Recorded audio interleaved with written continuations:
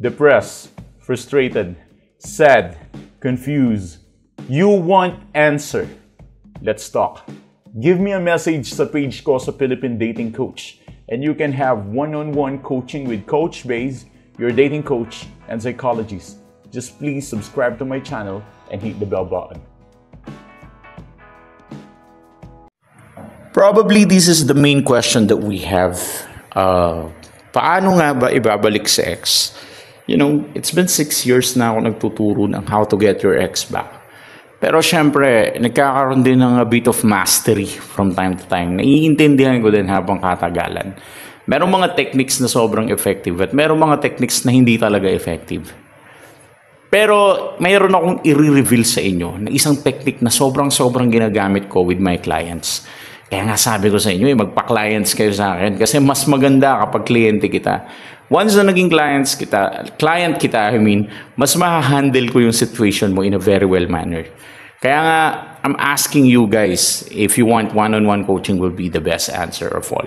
Pero kung tingin mong kaya mo naman, yung ganitong klase ng coaching session na more on YouTube lang, then just try it. Pero kapag hindi naging effective, huwag nyo akong sisisihin na kasi sobrang general talaga ng advice ko. Baka maiisip mo na hindi siya applicable sa'yo. Pero anyways, go ahead na tayo. Pag-usapan na natin kung bakit sobrang effective ng pang-uulol.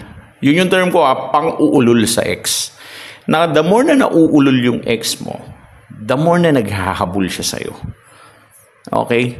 Kasi meron tayong tinatawag na rhythm or yun yung algorithm. Merong certain algorithm na personality mo based on your ex understanding about you. So explain ko muna ng konting science to para maintindihan niyo siya. Like for example, hiniwalayan ka ng ex mo ngayon. At sa pakikipaghiwalay ng ex mo ngayon, parang binabaliwala ka niya, di ba? Parang hindi ka importante sa kanya. You are not that really valuable sa kanya. And you feel na parang hindi siya convinced sa'yo, hindi ka niya trip, hindi ka niya mahal. Let us say na he or she is not running after you. Talagang hindi ka talaga hinahabol, bro, girl. Talagang wala talaga. Based on her algorithm, ang pagkakakilala niya sa'yo is mahal na mahal mo siya at naghahabol ka lang. Yun talaga yung algorithm na meron siya. Yun din yung algorithm na babaliin ko ngayon. What we need to do right now is to change the algorithm. Para hindi kayo maguluhan, I'm not talking about YouTube algorithm or TikTok algorithm. I'm talking about the rhythm. Yung rhythm ng pagkakakilala niya sa'yo or the rhythm of her understanding or his understanding about you. Ang rhythm na to is parang taas-baba, taas-baba, taas-baba, taas-baba lang. Alam niya na nandyan ka lang.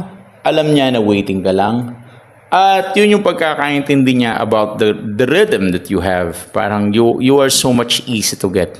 And then what we will do is just to get out from this zone or area. Ang gagawin natin ay sobrang simple lang. What we need to do is just to change completely the algorithm para mag-start siya maghabol at masaktan. Ngayon ang gagawin natin, no contact rule. First, mako-confuse siya sa rhythm niya kasi bigla kang hindi nagre-reach out. At pagkatapos, bigla kang hindi magre-reply. Kahit ano pang chat niya, kahit emergency pa, it doesn't matter. Kahit bills pa ng kuryente, bills pa ng bahay, utang niya, kahit tungkol pa kay tita niya, kahit tungkol pa sa sakit niya, isin mo lang. After mong isin, maglagay ka ng my day mo. Na parang goods lang na my day. Yung realistic na my day naman, no? After mong isin ng 1 to 2 hours, bigla ka mag-my day ng something like this. Ganong my day lang, sobrang simple lang. After mo mag-my day ng ganon, isin mo lang siya. Pag nag-call siya sa'yo, patayan mo siya ng call. Literal na patayin mo yung call. Literal na pindutin mo yung red button and then literal na ipakita mo na hindi mo sasagutin yung call niya. So that's how we do it. Ngayon, ang tatanungin mo sa akin, Coach, parang ang tapang naman yata ng approach na yun. Hindi ba delikado yun? Believe me, yun yung pinaka-effective ngayon. Sa nakikita ko, ito ang bagong meta, how to get your ex back. First of all, you need to devalue, disrespect your ex to the highest level. Kailangan mong isin yung mga messages niya. Kailangan mo siyang patayan ng call. Literal na isisin mo, wag kang mag-play safe. Patayan mo siya ng call kapag tumatawag siya, inisin mo. Ang pinaka main goal natin is ululin mo yung ex mo. kailangan niyang maulol, kakachat at kakahabol sa'yo. That's how you play the game. Kailangan mo maging tigasin, kailangan mo maging strong mentally, kailangan mo maging matigas. At habang ginagawa mo lahat ng to, kailangan mo mag-focus sa goal mo, sa mission mo at sa purpose mo. Gaya na sabi ko sa client ko, kung nagbabasketball ka at tumatawag yung ex mo, kunin mo yung phone mo, sagutin mo, or patayan mo. Kapag sinagot mo, pwede mong sabihin na, oh, ba't ka tumatawag? And then pag nag-explain siya, patayan mo ng call. Iparamdam mo sa ex mo na nakakainis ka, nakakabwisit ka dahil hindi ka niya ma-reach out. Ngayon, kung tatanungin mo sa akin, Coach, magiging maganda kaya ang epekto kapag ininis si ex, hindi ba lalong lalayo? Tanungin kita, hindi ka ba naiinis sa ex mo? Personally, ikaw, di ka ba naiinis sa ex mo? Di ba inis ka rin naman sa ex mo? Ang problema lang, habang naiinis ka sa ex mo, wala kang magawa. Di ba? Yun yung ending, wala kang magawa for yourself. Ang nangyayari habang naiinis ka sa ex mo, ending mo, naghahabol ka rin naman. Ibig ko lang sabihin, ganyan din yung gagawin ng ex mo. Once na ininis mo siya, ang ending din, maghahabol din naman siya.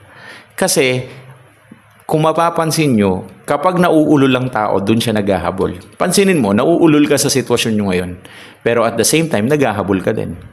Kasi kung hindi ka nauulol, edi sana hindi ka nanonood ng videos ko. Pero dahil you caught yourself na nanonood ng videos ko, nahuli mo yung sarili mo, nanonood ka ng videos ko, and you are feeding yourself with my programs, dito mo naiintindihan na, nauulol ako sa ex ko, kaya ako nanonood ng video ni Coach Base, kaya ako naghahabol at naghahanap ng strategy kung paano ibalik ang ex ko. We need to do the same shit with your ex.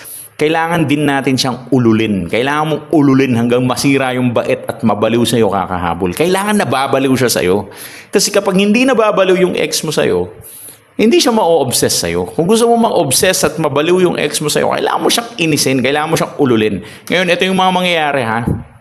Next step, isin mo lahat ng messages niya.